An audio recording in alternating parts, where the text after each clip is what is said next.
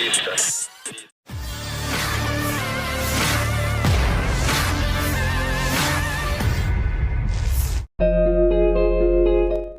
14 April 2023, sebuah video yang ramai beredar di media sosial Telegram sedang ramai diperbincangkan warganet. Video yang menunjukkan detik-detik penyerangan terhadap posisi militan Ukraina di wilayah Bakhmut. Pada awal rekaman, terlihat sekelompok tentara Ukraina baru saja keluar dari kendaraan militer yang mereka operasikan.